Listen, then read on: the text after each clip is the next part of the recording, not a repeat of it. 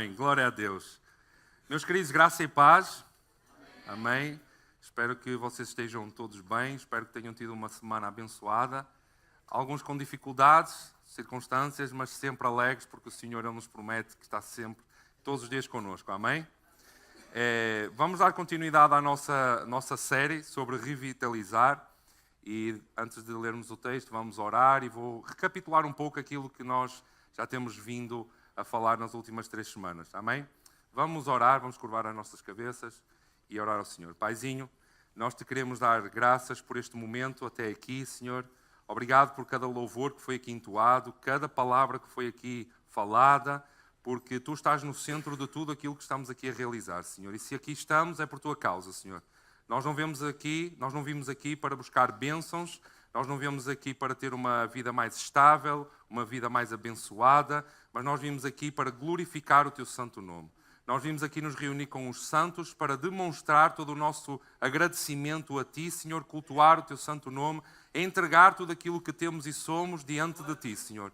Porque Tu és o sustento das nossas vidas, Tu és aquele que sustém todas as coisas. Sem Ti nada do que existe existiria, Senhor.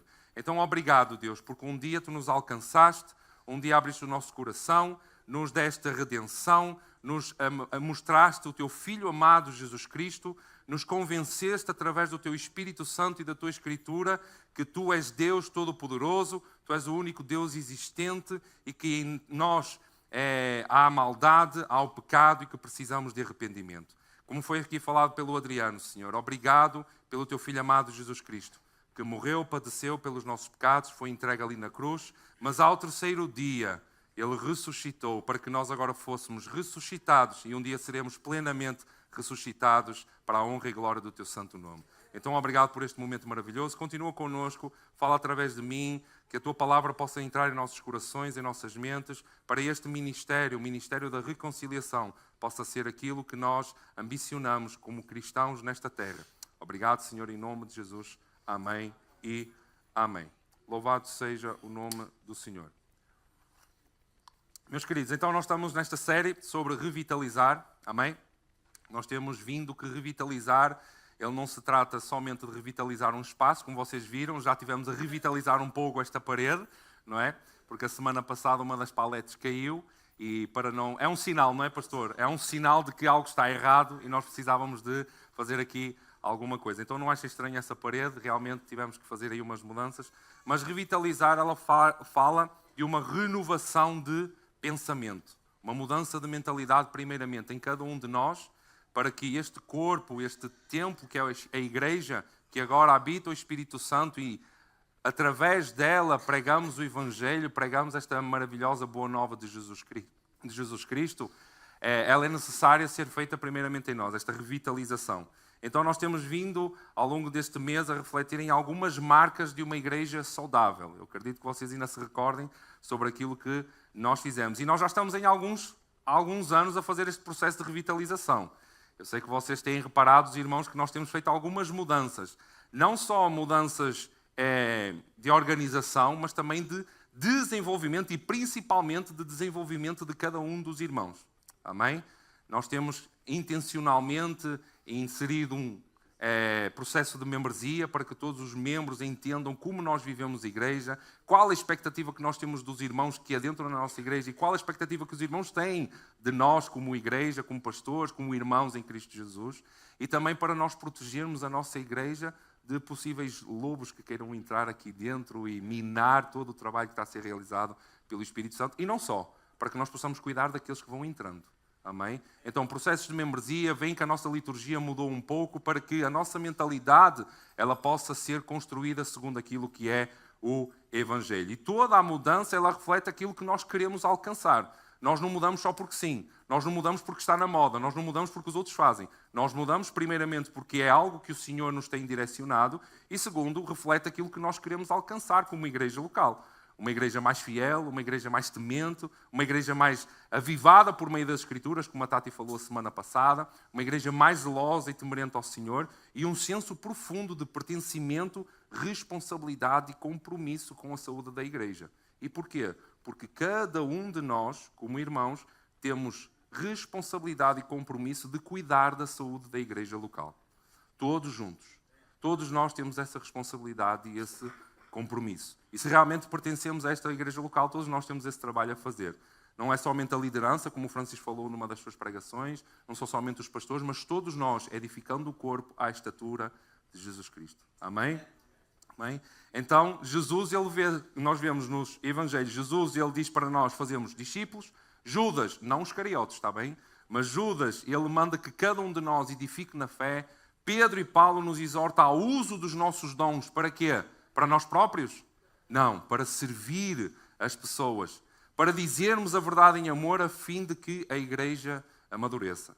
Então, todos nós temos parte ativa dentro do desenvolvimento da igreja local. E é por isso que nós estamos nesta série sobre revitalizar. Porque revitalizar é renovar a mente segundo a palavra de Deus, para que a igreja reflita com fidelidade a beleza do Evangelho. Então, em primeiro lugar, o que é que nós tivemos a refletir? Que a revitalização começa quando nós deixamos de ser participantes da igreja e nós passamos a ser sacerdotes uns dos outros. Começamos a participar da igreja, da vida da igreja local. Começamos a nos desenvolver uns aos outros, a nos servirmos uns aos outros e a sermos representantes de Deus uns aos outros. Porque sacerdote é isso que significa, é ser um representante de Deus aqui nesta terra. Porque nós não fomos chamados apenas para participar de algo que está a acontecer ou participar de um culto. Nós fomos chamados a pertencer a este corpo, a esta igreja local. Então a revitalização começa num movimento de dentro para fora, em cada um de nós. Para quê? Para um bem comum, para uma vida de santidade, foi falado na primeira pregação, uma vida de serviço uns aos outros com um amor não fingido, amém? E para sermos esses representantes de Deus no mundo. Porque a igreja ela não é uma plateia. Por isso é que a nossa liturgia ela mudou um pouco nesse sentido. Por isso é que vocês todos nós repetimos os versículos que vão sendo colocados, tanto no panfleto quanto aqui no telão, para que todos participemos daquilo que está a acontecer neste local, neste momento, a cada domingo. Amém? Então nós não somos apenas uma plateia, a igreja não é uma plateia, ela é uma família, um compromisso e ela é uma missão. Amém? Em segundo lugar, com o Francis também, o Francis está a pregar muito, mas glória a Deus por isso. No segundo domingo nós tivemos a ver que uma igreja saudável não tolera o pecado como normal, nem abandona o pecador sem arrependimento. Ou seja, nós estivemos a falar sobre disciplina eclesiástica. Como o Francis falou, disciplina não é algo pesado, apesar de nós pensarmos que essa palavra traz um peso.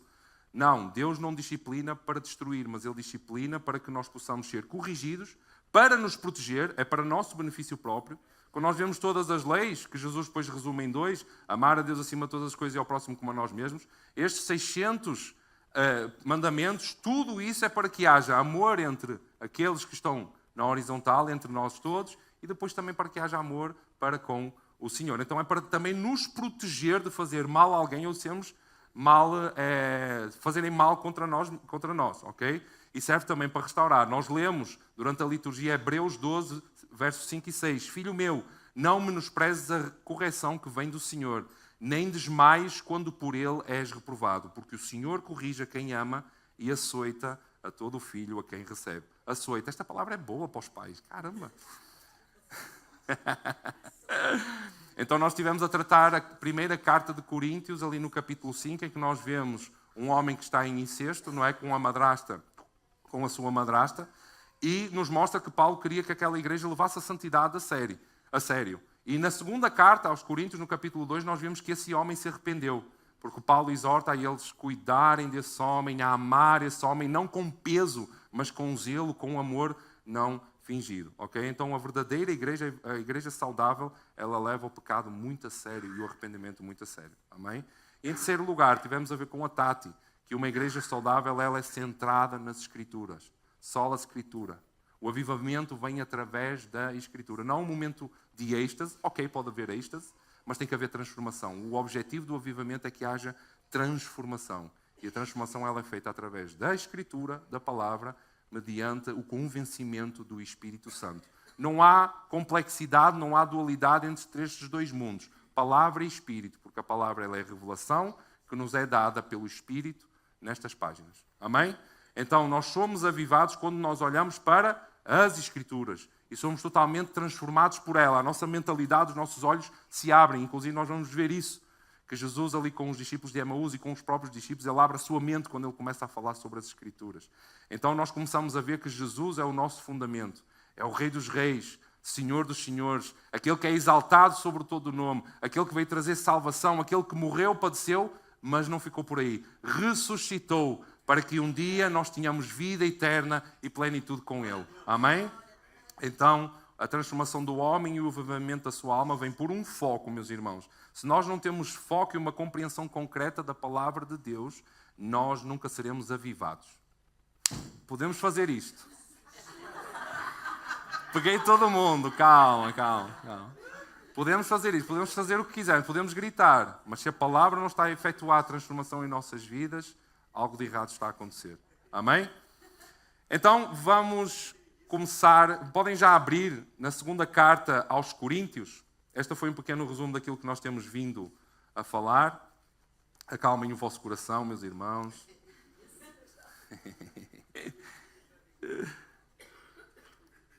Segunda carta aos Coríntios. Aos corintianos, também podia ser, não é? Aos corintianos. Segunda carta aos corintianos. Existem muitas marcas que poderiam ser faladas hoje, distintas de uma igreja saudável, mas eu quero trazer uma que é basicamente a consequência de tudo aquilo que nós temos vindo a falar já desde lá do primeiro domingo do mês, tá? Porque a igreja, ela não tem uma finalidade em si mesma. A igreja, ela se torna saudável, mas ela se torna saudável agora para exercer uma missão concreta. Ok? Ela não vive para ela mesma, mas ela agora vive para estabelecer um desenvolvimento da missão de Deus aqui na Terra. Então ela não está fechada em si mesma, ela não está numa bolha. Deus diz para nós servirmos o mundo também. Não só servimos uns aos outros, mas servimos ao mundo também. Então nós estamos a ser preparados através da palavra de Deus a exercermos essa missão. Ok? Então, segunda carta aos Coríntios, capítulo 5, e vamos ler do verso 14 ao verso 21. Diz o seguinte: Pois o amor de Cristo nos constrange, julgando nós isto: um morreu por todos, logo todos morreram. Porque Jesus morreu, nós também morremos. Amém? E Ele morreu por todos, para que os que vivem não vivam mais para si mesmos, mas para aquele que por eles morreu e ressuscitou. Então Jesus, Ele morreu para quê? Para que agora aqueles que vivem, que agora não estão mais mortos, mas vivem, não vivam para quem? Para si mesmos. Amém? Mas para aquele que por eles morreu e ressuscitou. Assim que nós, daqui por diante, de quando? Deste momento que aconteceu, esta vida em Jesus Cristo, para a frente, amém? A ninguém conhecemos segundo a carne. E se antes conhecemos Cristo segundo a carne, ou seja, se antes ouvíamos falar sobre Jesus, mas não tínhamos sido transformados por Jesus porque ainda vivíamos pela carne, mas nós conhecíamos, ouvíamos falar sobre Jesus, já agora não conhecemos deste modo, ou seja, já não conhecemos mais pela carne, mas conhecemos porque nós morremos com Ele. Amém? Está a fazer sentido para vocês? E assim, se alguém está em Cristo, é nova criatura. As coisas antigas já passaram, eis que se fizeram novas. Verso 18. Ora, tudo provém de Deus, que nos reconciliou consigo mesmo por meio de Cristo e nos deu o ministério da reconciliação. A saber que Deus estava em Cristo, reconciliando consigo o mundo, não imputando aos homens as suas transgressões, e nos confiou a palavra da reconciliação. De sorte que somos embaixadores em nome de Cristo, como se Deus exortasse por nosso intermédio. Em nome de Cristo, pois, rogamos que vos reconcilieis com Deus. Aquele que não conheceu pecado, Ele o fez pecado por nós, para que nele fôssemos feitos justiça de Deus. Amém? Então aqui, Paulo, ele está a desenvolver algo maravilhoso que aconteceu conosco, certo? Ele está a trazer 3 pontos. A condição passada, a condição presente após nós conhecermos a Cristo e a consequência da nossa condição presente após conhecermos a Cristo. Amém? Mas esta é uma consequência ativa, não é uma consequência passiva, ela é uma consequência ativa. Ou seja, por outras palavras, nós antes estávamos na condição de pecado e estávamos afastados de Deus, éramos inimigos de Deus, a própria palavra, o próprio Paulo vai falar isso, Mas por Cristo ter morrido e ressuscitado, a nossa condição agora mudou. E fomos o quê? Reconciliados com Deus em Cristo Jesus. Amém? Está tudo bem até aqui? Da mesma maneira, que foi o que nós lemos no verso 14, da mesma maneira que Cristo morreu, nós morremos. Da mesma maneira que Cristo ressuscitou, nós ressuscitamos com Cristo. É claro que neste momento de maneira espiritual, mas um dia será de maneira plena. Ok? Nós iremos ressuscitar em nossos corpos e estar diante do Senhor Jesus. E a partir dessa condição de reconciliados com Deus, Ele nos dá agora o ministério da reconciliação. E através de nós, Deus exorta ao homem da sua condição caída. Vamos ler de novo aqui do verso 18 ao 20. Ora, tudo provém de Deus, que nos reconciliou consigo mesmo por meio de Cristo. Ou seja, Deus entregou Cristo para morrer e padecer na cruz, para que agora nós possamos ser o quê? Reconciliados com Deus Pai. E a partir dessa mudança de condição, o que é que diz o verso? E nos deu o ministério da reconciliação. Então, a partir do momento que nós somos transformados em Cristo Jesus, nós somos novas criaturas, Ele nos dá o ministério da reconciliação. A saber, verso 19, que Deus estava em Cristo reconciliando consigo o mundo, não imputando aos homens as suas transgressões, ou seja, perdoando todos os pecados, tudo aquilo que foi feito de errado perante o Senhor antes desta transformação, e nos confiou a palavra da reconciliação. Então Ele nos dá um ministério, Ele nos dá uma palavra de reconciliação após a nossa transformação. De sorte que somos embaixadores em nome de Cristo, como se Deus exortasse por nosso intermédio. Exortasse o quê? Exortasse por esta palavra de reconciliação ao homem que ele está em estado caído e necessita de se aproximar de Deus. Está a fazer sentido aquilo que eu estou a dizer? Amém? Amém, irmãos? Glória a Deus. Então no verso 20 ele vai dizer que nós agora somos embaixadores. Embaixadores é alguém que está encarregue de uma missão. Um embaixador é aquele que é um representante de um reino, um representante de um Estado. Então, após a nossa transformação, para nós resumirmos, após o nosso novo nascimento, é-nos dada a responsabilidade de transmitirmos essa mensagem de reconciliação para que o homem seja reconciliado com Cristo. Então, o que é a missão de Deus? O que é este ministério da reconciliação? A missão de Deus é uma resposta à nossa conversão. A missão de Deus é uma resposta à nossa transformação. É uma consequência da nossa transformação. Se eu agora fui reconciliado com Deus em Cristo, eu tenho a obrigação, a responsabilidade e o privilégio de transmitir esta palavra de reconciliação àqueles que estão na mesma condição que eu estava. Está a fazer sentido, meus irmãos? Para alguns, se calhar, não está a fazer sentido porque não têm esse entendimento. Mas deixem-nos dizer que faz sentido, está bem? Porque nós vamos ver aquilo que Jesus nos ensina. Então, o que Paulo chama de ministério da reconciliação deve ser exercido não somente por ele e por aqueles que o seguem nas suas missões, porque às vezes nós vemos, não é? Paulo dizendo aqui que fomos reconciliados. É como se ele estivesse a falar dele e de Tito, que neste caso era Tito que estava com ele. Dele e de Tito. E não, quando ele fala isto, ele expande para todo o mundo, ok? Não somente para Paulo, mas para aqueles que o seguiam nas suas missões. Não somente por Jesus, que foi quem exerceu a reconciliação. Não somente pelos discípulos que foram ensinados pelo Mestre, mas este ministério é amplamente expandido para todo cristão. Quem aqui foi reconciliado com Deus através de Cristo? Caraca, tão pouca gente. Aqui... Amém? Então este ministério foi amplamente dado a todos nós. Se vocês foram realmente reconciliados com Deus em Cristo, vocês têm essa responsabilidade, esse privilégio, essa missão de transmitir a palavra da reconciliação. E como eu falei no início, nós temos a responsabilidade, dentro de uma igreja local, de exercer a edificação, de cuidar da saúde da igreja, como também temos a responsabilidade de cuidar da missão de Deus, da expansão do seu reino. Amém? Então, qual é esta palavra de reconciliação que Deus nos confiou? O Evangelho. É simples. Tudo é sobre o Evangelho. Nós às vezes queremos encontrar segredos. Eu tinha um professor na faculdade que ele dizia que os demónios se escondem por entre as vírgulas. Às vezes nós queremos encontrar alguma coisa que a palavra diz a mais, alguma coisa que vamos interpretar de maneira diferente. Não, a palavra ela diz o que ela quer dizer. Então é simples, é o Evangelho. É só isso. O Evangelho ele é monotemático, ele é Por vezes nós dizemos, é sempre o Evangelho, sempre o Evangelho. É sempre o Evangelho, é sempre o Evangelho, porque é o Evangelho. É o Evangelho. Além disso, ele é eterno, ele é a palavra viva, ele é o poder de Deus para a salvação de todo aquele que crê. Então é o Evangelho, não tem outro segredo. Amém? E num primeiro momento, meus queridos, por vezes nós pensamos assim, não é? Num primeiro momento, o Evangelho não é apenas sobre que tudo está bem connosco, porque nem sempre está tudo bem connosco, não é? O Evangelho, num primeiro momento, não é apenas sobre Deus é amor, que Jesus quer ser nosso amigo, e não é apenas que devemos de viver uma maneira correta.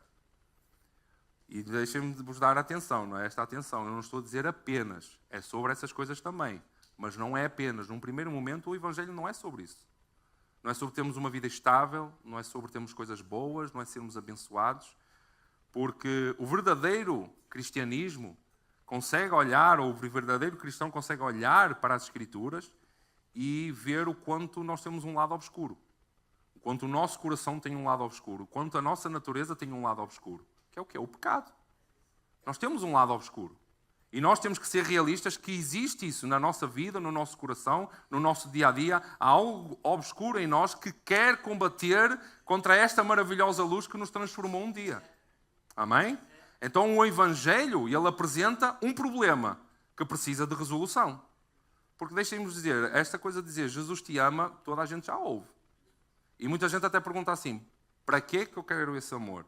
Porquê é que eu preciso desse amor? Se a gente não mostra o problema, não há necessidade de mostrar uma resolução, porque a resolução só se mostra quando há um problema. Amém? Então, obrigado, Duda. E as boas novas, elas são boas porque elas trazem essa solução, senão não seriam as boas novas. Certo? Porque existe um problema. Existe uma disciplina na teologia que é chamada de teologia bíblica. Amém? E a teologia bíblica, ela é o modo de ler a Bíblia na sua totalidade. Ou seja, imaginem este livro, a Bíblia, que basicamente significa uma biblioteca, não é uma pequena biblioteca, sem nomes, sem capítulos, sem versos. A teologia bíblica olha para este livro como um só livro que conta uma só história de um só autor. Não são vários autores, é de um só autor que é divino, que é Deus. Amém? Então o que é que a teologia vai ver? Vai ver que desde Gênesis a Apocalipse, o herói, o centro desta história é Jesus Cristo. É esse o objetivo da teologia bíblica, é olhar para toda esta história e ver Jesus Cristo no centro. A cruz de Cristo, a ressurreição no centro. Por isso é que já várias vezes nós falamos, a pregação de Paulo, nós vemos sempre que ele nunca, e de Pedro, de todos os discípulos, nunca se esqueceram de falar sobre a cruz e sobre a ressurreição. São os pilares do cristianismo. A cruz, mas não para na cruz.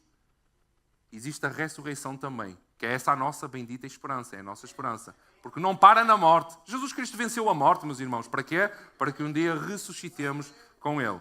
Amém?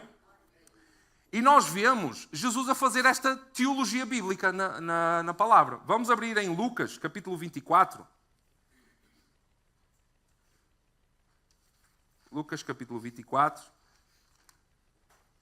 Vamos ler dois trechos, ok?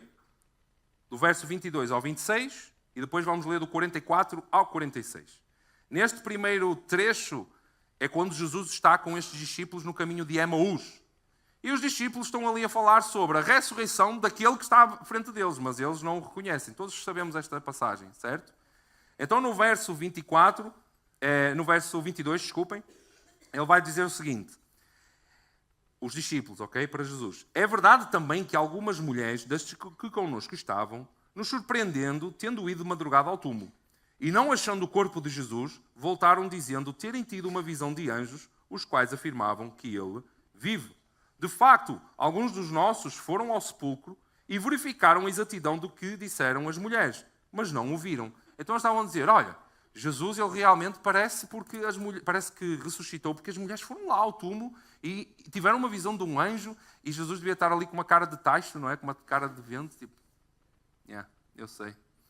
E o que é que Jesus vai responder no verso a seguir, verso 25? Então lhes disse Jesus, ó nécios e tardios de coração, para crer tudo o que os profetas disseram. Porventura não convinha que o Cristo padecesse e entrasse na sua glória? E agora o 27. E começando por Moisés, discorrendo por todos os profetas, expunha-lhes o que a seu respeito constava em todas as Escrituras. Então Jesus estava aqui a fazer uma teologia bíblica.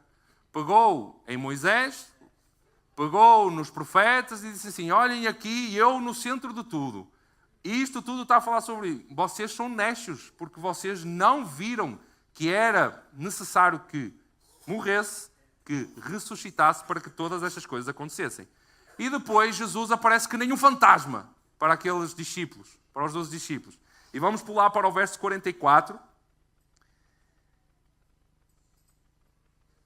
E eles ficaram surpresos, diz o verso 36, que eles ficaram surpresos e atemorizados porque acreditavam estarem a ver um espírito. Não é? Eles se assustaram com Jesus. Então no verso 44 diz o seguinte, a seguir, Jesus lhes disse, são estas as palavras que eu vos falei, estando ainda convosco.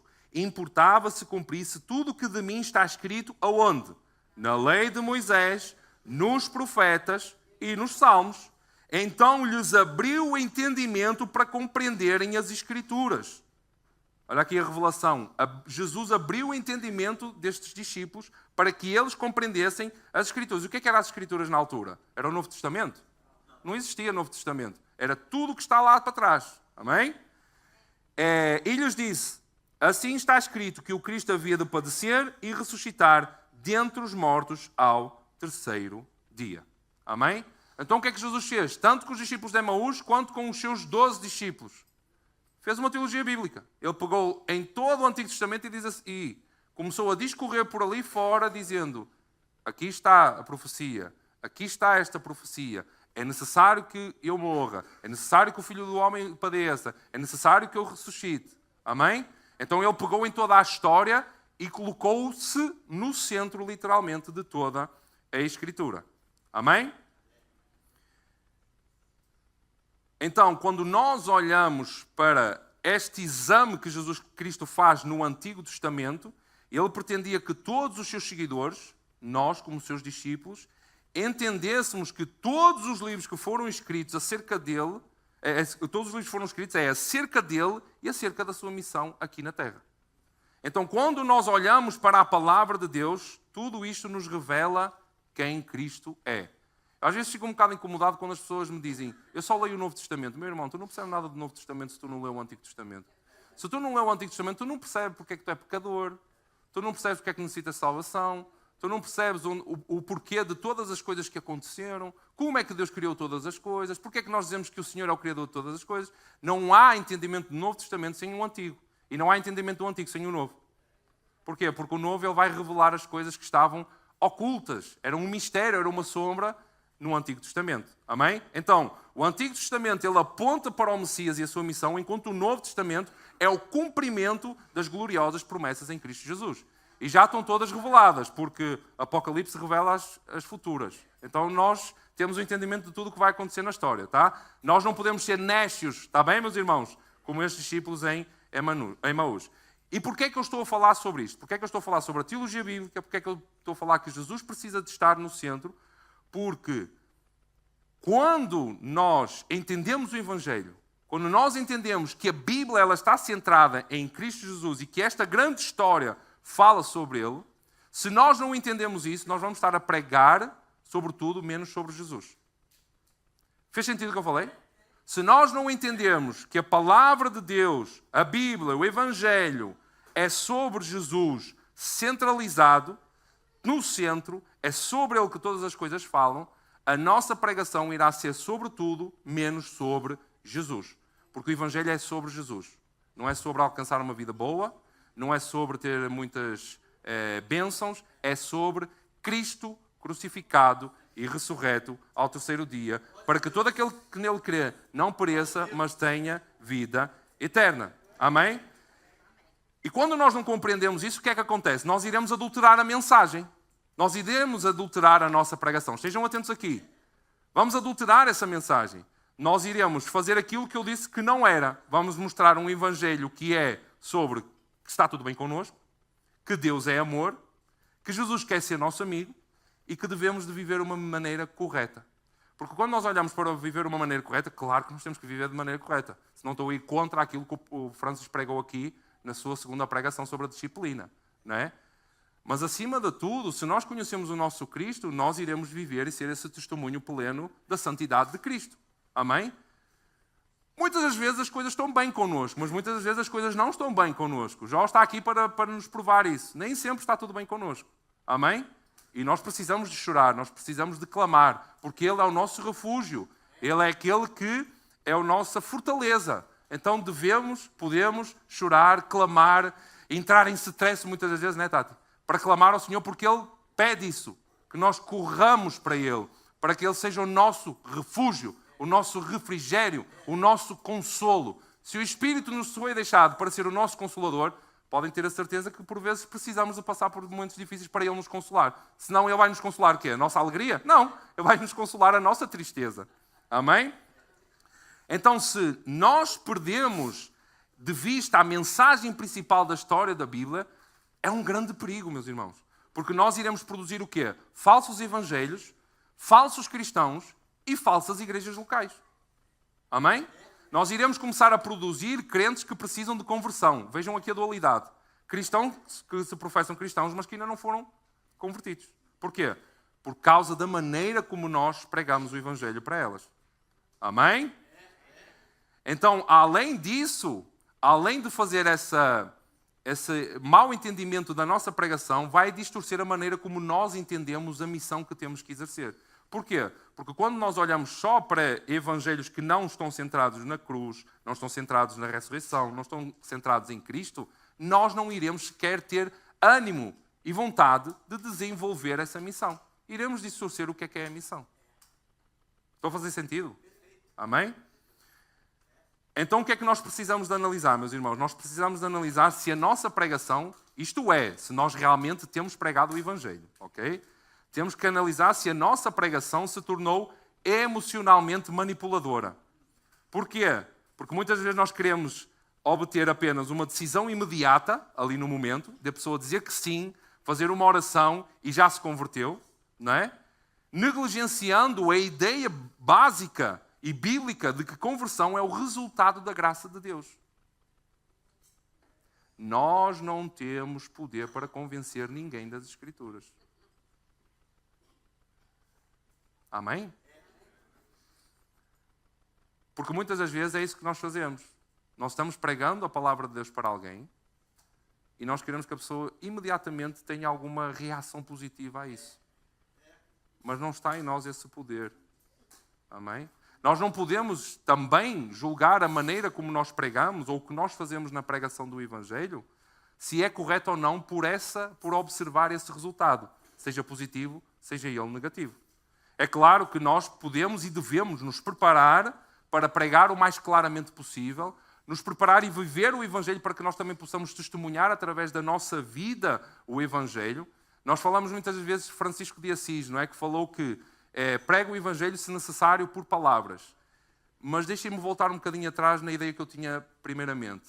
É preciso pregar literalmente o Evangelho para que a pessoa se converta. Porque ela não vem a Cristo só pelo nosso bom viver. Sabem? Porque há muita gente que tem um bom viver. São pessoas retas, são pessoas verdadeiras, são pessoas corretas, cuidam do seu próximo. E nem cristãs são. Não confessam Cristo como seu Senhor e Salvador. E nós dizemos assim, cara, aquela pessoa é boa. Não é, Blandino? Só falta Jesus.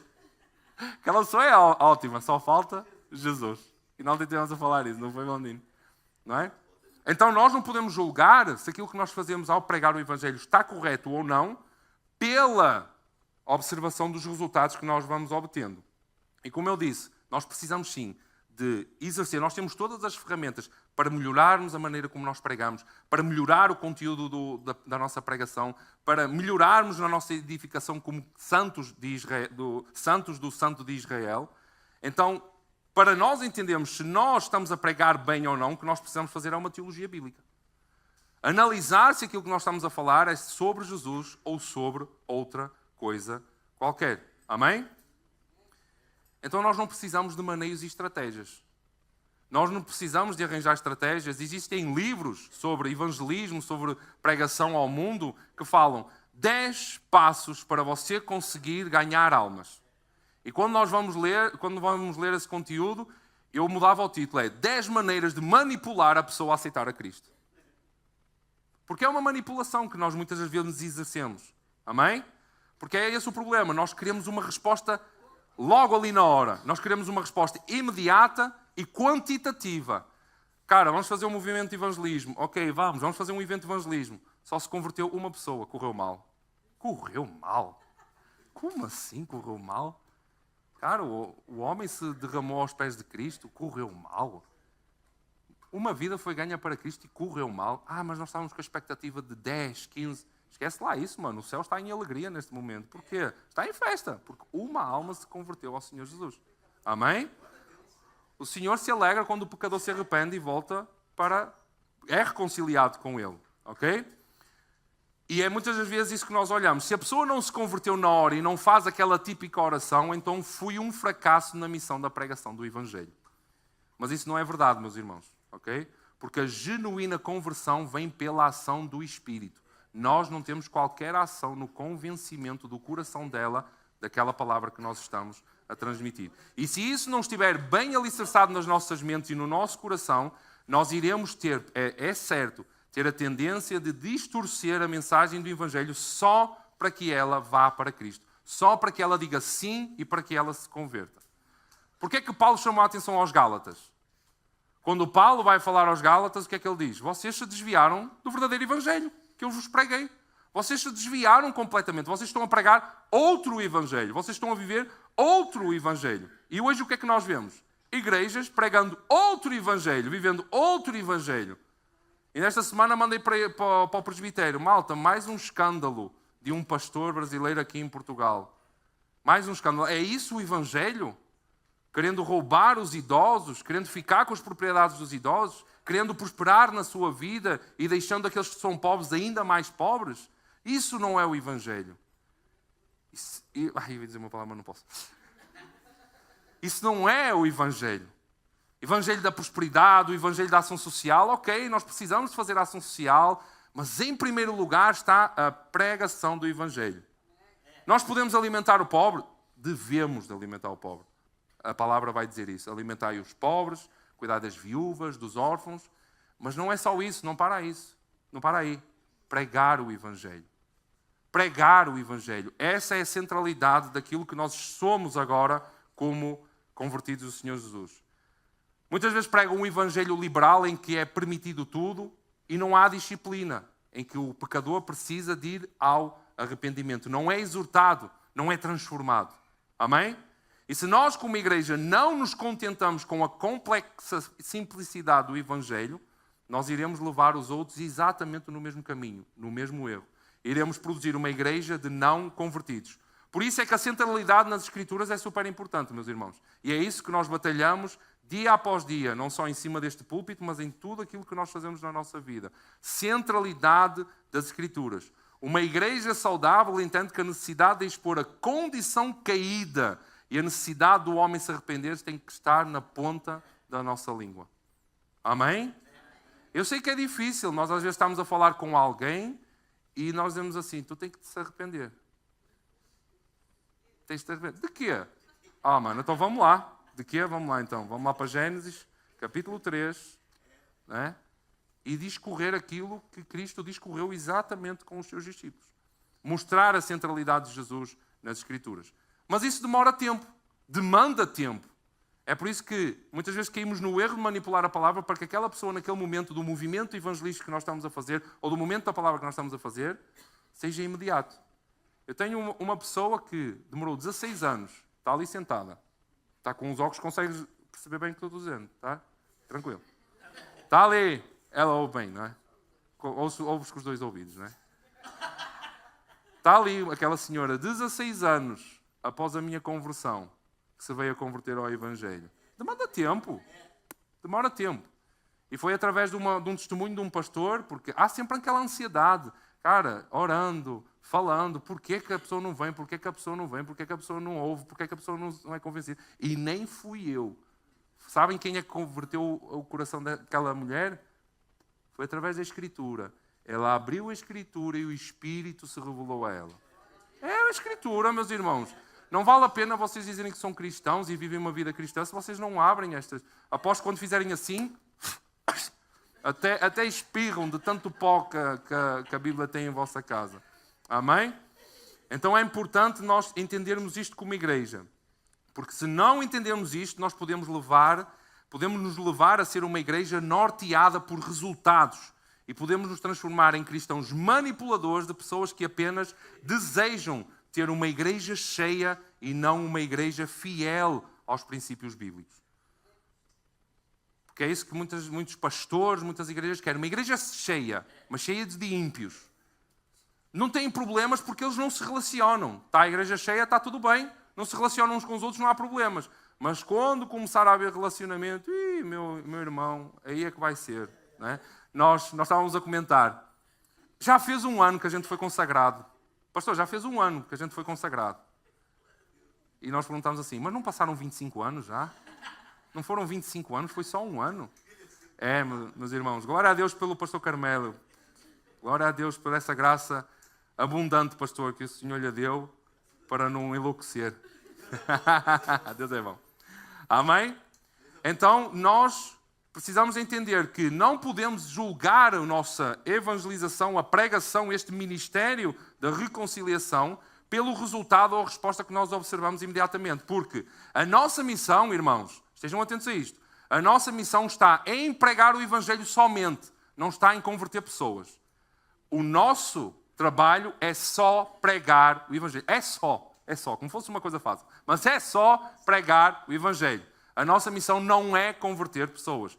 O mandato da pregação da mensagem da reconciliação está em anunciar Cristo às pessoas para chamá-las ao arrependimento e dar a glória a quem? Da conversão e da transformação? A Deus. É somente Ele que tem poder para converter e convencer o pecador do seu pecado, da justiça e da ira. Não há outro, nós não temos esse poder. Amém? Porque nós não falhamos, e deixem-me ver se eu sou claro, nós não falhamos na missão se nós pregamos com fidelidade e a pessoa não se converte. Nós falhamos na missão se nós não pregamos fielmente as Escrituras. Porque se nós estivermos fielmente a pregar as Escrituras, mesmo que a pessoa se converta ou não, nós estamos fiéis ao mandato de Deus.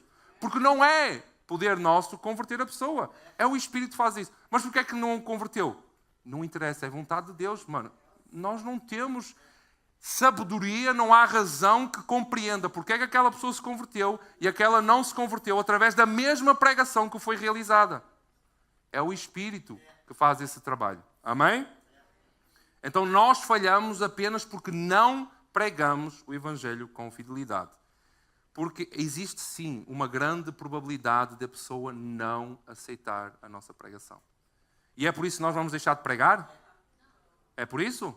Não. Vamos ler aqui no mesmo capítulo de Lucas 24, vamos a partir do verso 46 ao 49, diz o seguinte: E lhes disse, assim está escrito que o Cristo havia de padecer e ressuscitar dentre os mortos no 3º dia, e que em seu nome se pregasse arrependimento para remissão de pecados a todas as nações, começando de Jerusalém. Vós sois testemunhas destas coisas. Eis que envio sobre vós a promessa de meu Pai. Permanecei, pois, na cidade, até que do alto seja revestido de poder. Amém? Então o que é para ser feito? Jesus ele diz que em seu nome se pregasse arrependimento para remissão de pecados a todas as nações. Através de quem? Daqueles que são as testemunhas. Verso 48. Vocês são testemunhas destas coisas. E como é que nós fazemos? Pelo poder do Espírito Santo. Porque ele disse, ide, mas esperai. Vão, mas esperem. Porquê? Porque só quando eles fossem revestidos do poder do Espírito Santo é que eles poderiam começar a missão. Porquê? Quem converte é o Espírito, não somos nós. Em vão pregamos se não há ação do Espírito, não há poder do Espírito sobre as nossas vidas. Amém? Então, porquê é que nós não deixaremos de pregar? Porque primeiro, é um mandato de Cristo. Amém? E segundo, é uma resposta à nossa conversão genuína ao Evangelho. Como nós vimos em 2 Coríntios capítulo 5. Se nós não temos esta resposta ativa da nossa conversão, alguma coisa de errado está com a nossa vida. Ou não fomos convertidos genuinamente, ou já perdemos o primeiro amor. aquele amor ardente que nós queríamos pregar para todo o mundo. Sabe, pastor, aqueles que infelizmente pregam de maneira errada, que tu vai para o inferno e não sei o que mais. A gente até consegue compreender porque há um amor tão intenso por Cristo que as pessoas dizem, cara, eles precisam de ouvir que eles vão para o inferno. Eles precisam de ouvir que eles estão em condenação. Mas muitas vezes para nós é mais confortável sentar no banco, ouvir uma linda pregação, espero que esteja a ser boa, uma linda pregação, ouvir uma boa música, ter um bom momento de comunhão, sai daquela porta para fora e não faz nada pelo Evangelho. Além de não ter relacionamento com a igreja, não tem relacionamento com o mundo para que o Evangelho seja pregado. Amém? Eu sei que é duro, meus irmãos, mas é a verdade do Evangelho. Amém? Então, Jesus é quem chama o pecador ao arrependimento. Jesus é quem chama o morto à vida.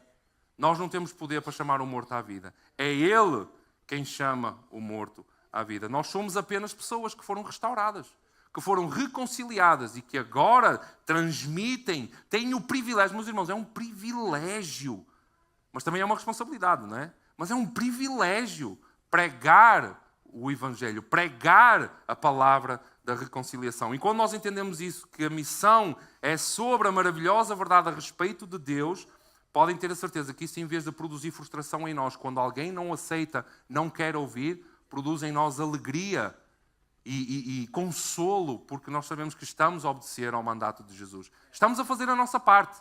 É exatamente isso. A gente põe a semente, Espírito Santo, agora é contigo. Vai.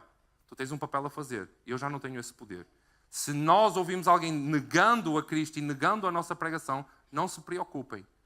Deus e o Espírito, está lá a semente, eles fazem o trabalho que é necessário ser feito. Amém? E se os irmãos não creem nisto, deixem-nos dizer, abram os olhos, abram a vossa mente, sejam humildes, sejam transformados por essa humildade, porque não têm poder para converter ninguém, meus irmãos. É pelo Espírito, é Deus quem chama o morto à ressurreição. E eu já caí. Eu também quero demonstrar o erro que eu já cometi. Eu já caí nessa esparradela de eu sei, eu conheço o Evangelho, eu conheci o Evangelho, eu sei que o Evangelho é sobre Cristo morto pelos meus pecados. Eu é que devia estar naquela cruz crucificado, eu é que devia ter sido o malfeitor ali, mas Cristo me substituiu, Cristo ressuscitou para que eu seja ressuscitado. Mas às vezes vêm essas lacunas, esses desvios do Evangelho. Então, em 2021, eu fui visitar a minha irmã na Bélgica, em Antuérpia, e eu comecei a fazer várias perguntas sobre o país. E ela começou a dizer que o Estado dá benefícios disto aos pais por causa dos filhos, a mãe pode ficar até aos 5 anos em casa com os filhos, oh glória a Deus, para cuidar dos filhos. O meu salário é 5 vezes maior do que o salário aqui em Portugal. Há benefícios para as famílias que podem tirar um dia por semana à tarde para estar com a família. Só coisas boas. Eu comecei assim.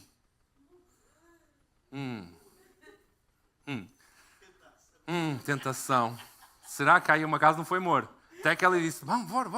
Vamos para cá. Disse assim. E eu comecei a pensar, se eu pregasse o Evangelho aqui, as pessoas não iam aceitar o Evangelho porque está tudo tão bem. Não é? As coisas são tão boas. Está tudo tão bem, as pessoas prosperam, as pessoas são financeiramente... Não é estáveis, eles ganham acima da estabilidade, não é? Porque para nós estar estável... E eu comecei a pensar sobre isso, a meditar sobre isso, e o Espírito Santo assim, ó... Sabem quando o Espírito Santo dá assim uma puxada da orelha? E o Espírito Santo disse assim, me perguntou assim, mas quem é que te disse que o Evangelho é sobre estar tudo bem, ter prosperidade financeira, ter estabilidade, ter uma boa família? Quem te disse que o Evangelho é sobre isso?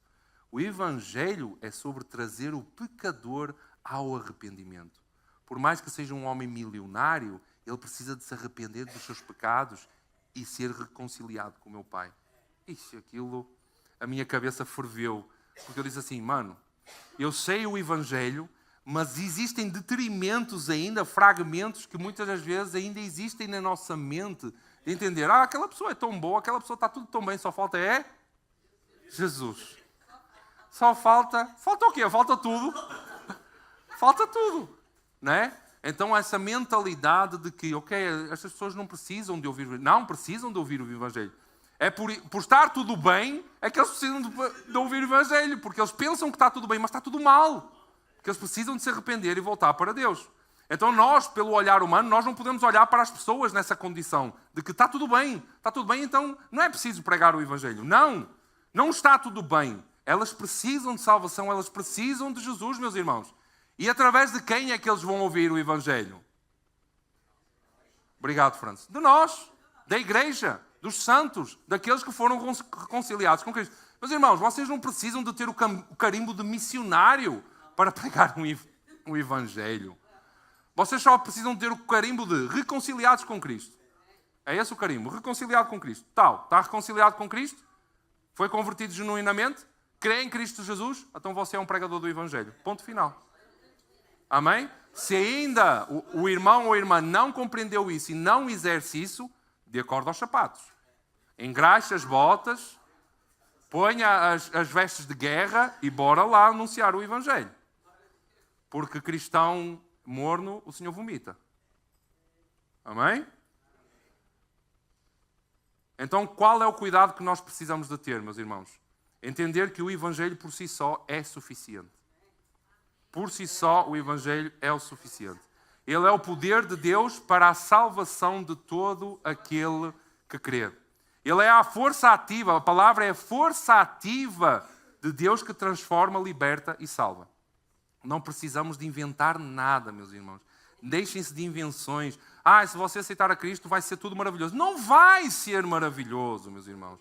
Já preguei aqui uma vez que as coisas vão até piorar, porque temos Satanás nos picando, indo contra nós. Quando está tudo sereno e pacífico, quer dizer que nós estamos em cima do muro, e o muro pertence a Satanás. Mas quando nós passamos para Cristo, aí Satanás fervilha, aí Satanás anda ao nosso derredor, querendo uma brecha para se introduzir e destruir a nossa vida. Então as coisas vão piorar, no sentido da vida diária. Quantos daqui têm sempre o carro estragado? Eu tenho. Quem quer espetar o carro contra uma parede todos os dias? Eu quero. Quantos têm pessoas enfermas na família? Eu tenho. Eu estou enfermo neste momento, mas para a graça de Deus eu estou aqui pregando o Evangelho. Eu estou enfermo. Mas é essa a graça que o Senhor nos dá. Amém? Glória a Deus, meus queridos. Se alegrem. Amém? E quando nós falamos sobre a grande comissão de Mateus 28, nós olhamos só para isso. Não é para o evangelismo, para a pregação do Evangelho. Mas o ponto de vista final da missão não é apenas nós pregarmos o Evangelho, a pessoa dizer sim e se converter. Inclusive, eu estava a falar esta semana com uma pessoa que ele disse que o evangelismo está acima de todas as coisas. Está acima de tudo. O evangelismo está acima de tudo. E eu compreendo a pessoa, porque ela é uma pessoa fervilhosa por evangelismo, fervilhosa por querer pregar o Evangelho. Eu disse a ela, eu compreendo o teu amor, eu compreendo o teu coração, mas não é isso. No Evangelho não há hierarquia de funções, dons, não há hierarquia. É tudo um complemento para que a missão de Deus ela seja estabelecida. Tu amas evangelizar? Amo. Achas que é mais importante que a igreja? Acho. Mas tu precisas de uma igreja para cuidar daqueles que vão sendo convertidos. Porque se tu fala o Evangelho, essa pessoa depois precisa de ser inserida no corpo. Precisa ser inserida numa igreja local para quê? Ser cuidada e discipulada. E é isso que a grande comissão ela vai falar. Discipular. Ajudar essas pessoas a guardar. É somente ouvir? Não. É aguardar todas as palavras que Cristo deixou. Guardar é reter em si e vivê-las.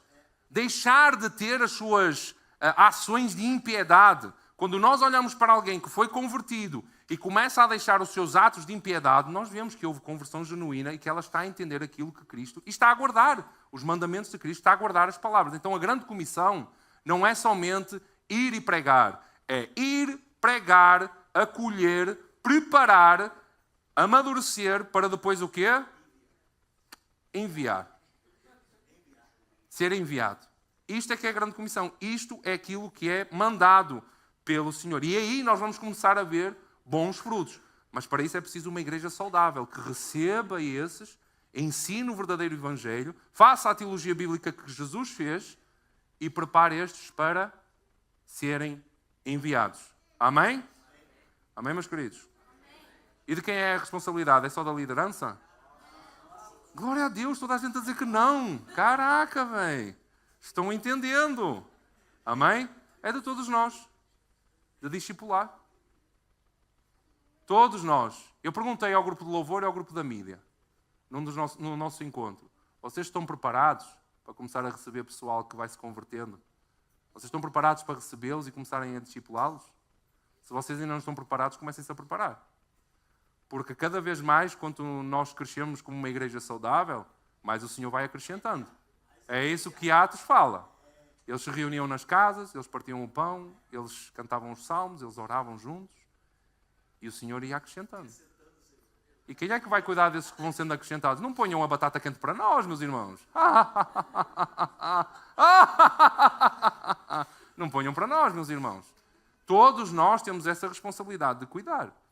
Se ainda não somos considerados ou não nos vemos como os discípulos de Cristo, comecem a trabalhar nisso, a serem desenvolvidos no Evangelho.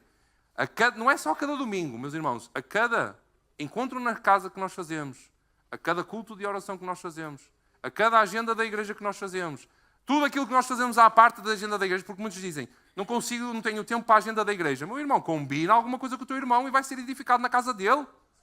Vocês têm muitas razões para não fazer parte da igreja, para não fazer parte da vida da igreja. Deixem-se disso, meus irmãos, há tempo para tudo. Principalmente para ser edificado na palavra de Deus. Vocês precisam disso. Vocês acham que é benéfico para mim eu estar a gastar tempo com uma pessoa enquanto eu podia estar a fazer outra coisa? É benéfico para aquela pessoa que está recebendo. Mas também é benéfico para mim porque eu vou receber alguma coisa. É uma troca, uma mão dupla. Vocês entendem isto, meus irmãos? Então cada um de vocês tem essa responsabilidade. Acordem para a vida, não é só trabalho. Não é só trabalho. Há uma igreja que precisa ser edificada na palavra de Deus. E não é os pastores e a liderança que têm essa responsabilidade. Somos todos nós. De chamar o irmão, de exortar o irmão, de edificar o irmão, de ajudá-lo a reconhecer cada vez mais a Cristo. E depois, é a consequência. Vocês vão ser preparados para quê? Receberem aqueles que vão entrando de gatas aqui, vão gatinhando. Porquê? Porque são crianças. Não sabem nada, não conhecem o Evangelho. E se vocês não conhecem, vocês não têm nada para dar. Ninguém dá nada do que tem. Se vocês não têm nada, o que é que vocês vão dar? Nada. 0 vezes 0 é 0. 0 vezes 1 é 0. Se vocês não têm nada, vocês não vão agregar nada. Vocês até vão retirar, porque vão dar mau entendimento. Ok? Então, nós como igreja local, todos nós temos a responsabilidade daqueles que vão sendo convertidos e responsabilidade da preparação dos santos para a missão da reconciliação. A mesma pergunta que eu fiz ao grupo de louvor e à mídia, faço a cada um de vocês. Vocês estão preparados para isso? Olhem para aqui, malta. Não olhem para a Nai, não. Deixem a Nai sossegada. Olhem para aqui. Vocês estão preparados para isso? Vocês estão preparados para receber aqueles que se vão convertendo? Porque é necessário isso. É necessário que vocês estejam introduzidos. Mas eu não tenho tempo, eu não tenho pachorra. Meu irmão, a palavra de Deus diz para nós nos suportarmos uns aos outros. Se tu não tens pachorra, tu tens que converter. Tens de converter, é paciência. É uma das coisas que nós aprendemos como pastores. Paciência. Senhor, dai-me paciência. Dai-me ânimo, dai-me graça.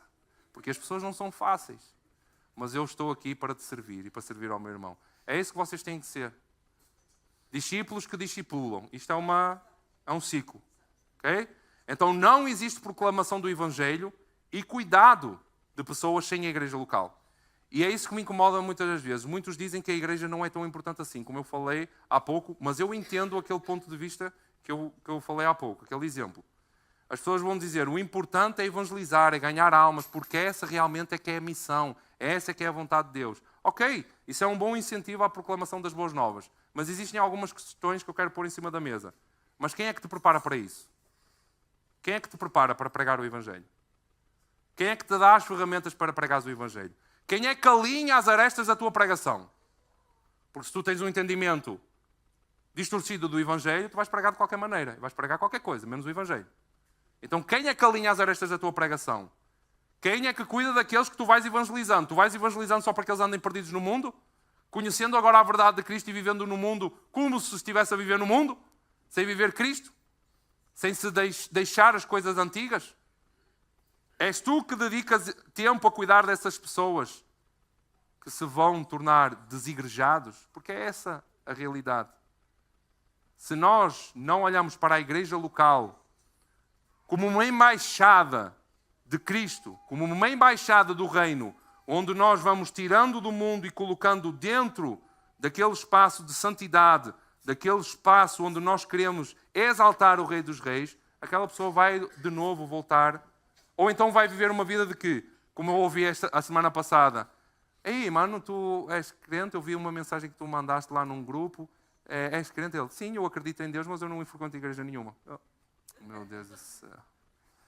Ai, Jesus. Ai, Senhor.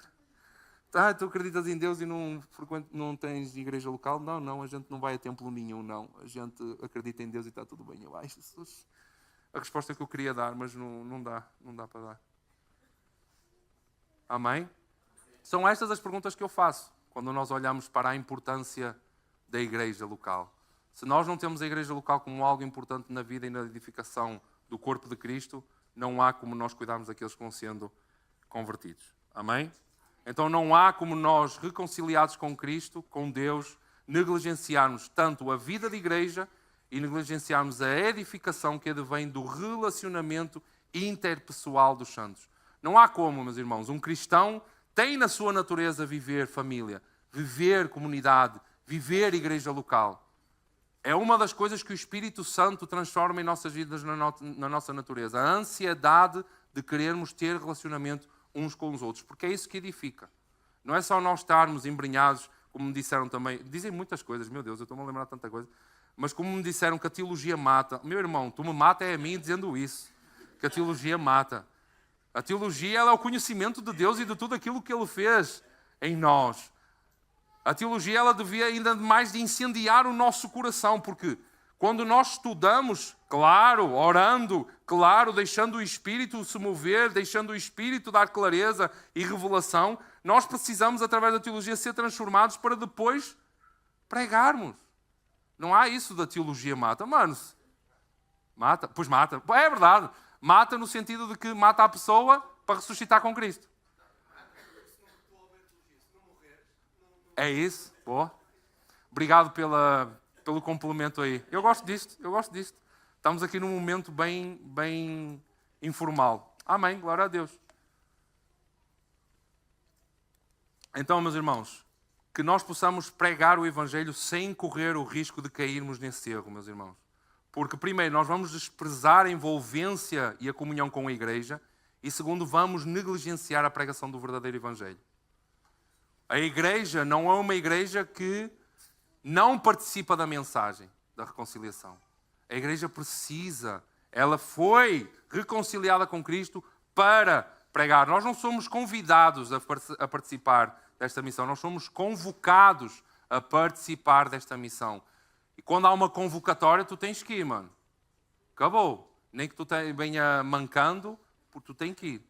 Porque às vezes há isso. O mancar não é literalmente mancar, é que às vezes nós não estamos bem.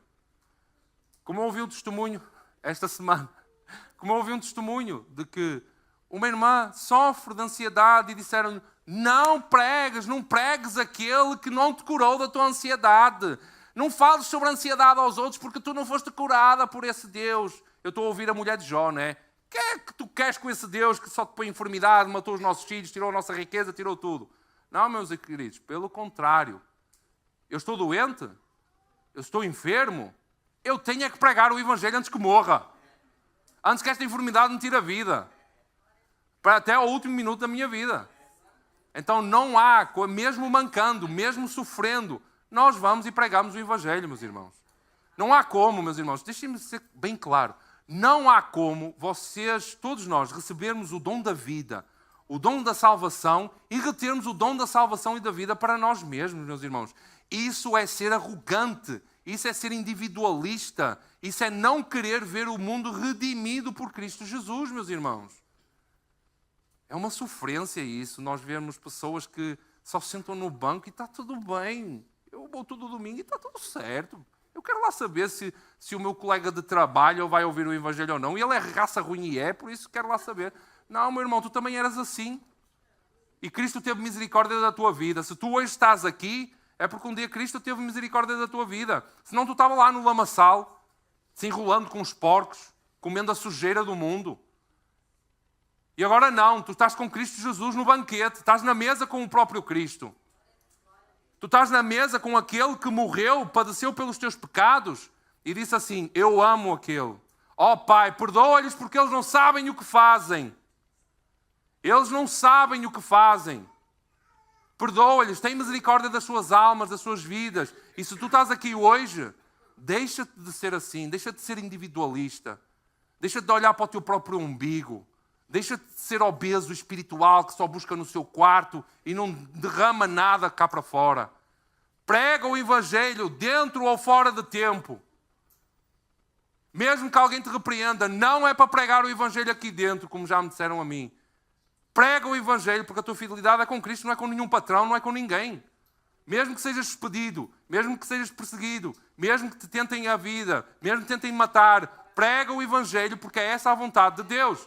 O que é que Pedro fez? Ele foi em meio ao sinédrio e disseram assim, não pregam essa mensagem. Vocês não pregam essa mensagem. Senão vocês vão ser mortos. E sabem o que é que eles fizeram?